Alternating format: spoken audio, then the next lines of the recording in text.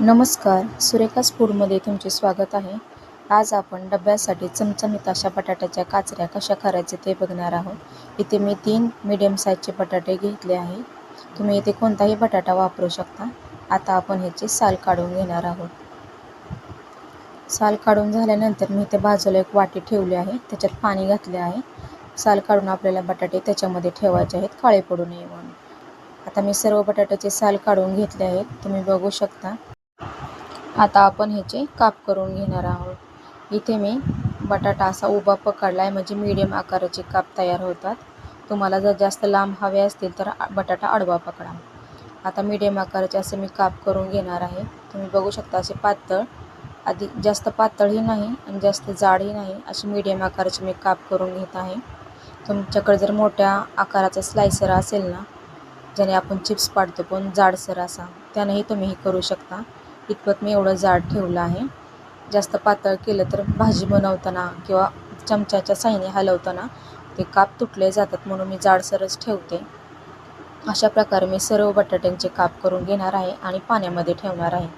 तुम्ही बघू शकता मी ते सर्व बटाट्याचे काप करून घेतले आहे आणि पाण्यामध्ये ठेवले आहेत, काळे पडू नये मी. आता आपण ह्या बटाट्याच्या फोडी कोरड्या करून घेणार आहोत. त्यासाठी मी किचन टॉवेल ठेवला आहे, स्वच्छ असा आहे. त्याच्यावर मी ह्या बटाट्याच्या फोडी घालून घेत आहे. आता सर्व असे काप मी घालून घेतले आणि आता ह्याला आपण कोरडे करून घेणार आहे. हे करणं अगदी गरजेचं आहे. यामुळे काय होतं, बटाटाही लवकर शिजला जातो आणि तेलात बटाटा टाकल्यानंतर असं त्याचे शिंतोडे उडणार नाहीत अंगावर किंवा आजूबाजूला. तुमच्याकडं जर वेळ असेल तर तुम्ही चाळणीमध्ये पाणी निथळायला ठेवा. पण सकाळच्या वेळेस काही गडबड असते आणि निथळण्यासाठी वेळ नसतो पाणी, तर अशा प्रकारे मी टॉवेलने कोरडं करून घेतलं आहे. आता मी गॅसवर तवा ठेवला आहे. मी लोखंडी तवा वापरते इथं.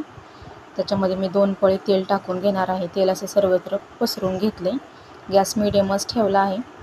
तेल चांगलं तापलं गेले त्यात मी अर्धा चमचा मोहरी टाकून घेतली. मोहरी तडतडली की त्यात अर्धा चमचाच जिरं टाकून घेत आहे. जिरं चांगलं फुललं की त्यात थोडासा मी कढीपत्ता टाकून घेणार आहे. मस्त असा कढीपत्त्याचा स्वाद लागतो. छान असा कढीपत्ता तडतडला की त्यातच मी बटाट्याचे काप केलेले ते टाकून घेते. सर्व काप मी इथे टाकून घेणार आहे. गॅस मिडियमच ठेवला आहे. आता सर्व असं पलटून घ्यायचं आहे, मिक्स करून घ्यायचं आहे. इथे आपलं सर्व भाजी मिडियम गॅसवर तयार करून घ्यायची आहे. जास्त मोठा गॅस करायचा आहे. 1 मिनिट झाला आहे, तुम्ही बघू शकता. छान असं बटाटा सारखं पलटी करून घेत मी एवढंपर्यंत भाजून घेतलं आहे. आपल्याला हा बटाटा काप भाजण्यासाठी जवळपास 10 मिनिटे लागतात. इथं मी चवीपुरते मीठ असं सर्वत्र असं पसरवून घेणार आहे, म्हणजे सर्व बटाट्यांच्या कापांना छान असं मीठ लागलं जातं. आता मिक्स करून घ्यायचं आहे. तुम्ही बघू शकता छान असा बटाट्यांनाही रंग आला आहे.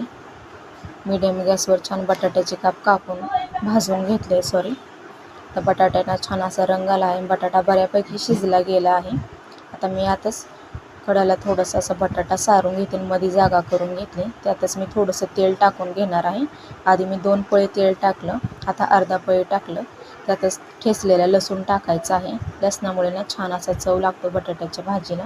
अर्धा चमचा हळद टाकून घेते, अर्धा चमचा धने पावडर टाकून घेते आणि इथं मी 1.5 चमचा लाल तिखट टाकून घेतलं आहे. लाल तिखट तुम्ही तुमच्या आवडीप्रमाणे कमी जास्त करू शकता.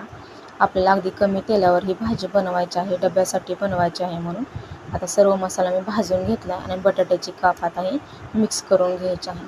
आता आपल्या इथं बटाटा छान असा ऑलरेडी शिजलेलाच आहे.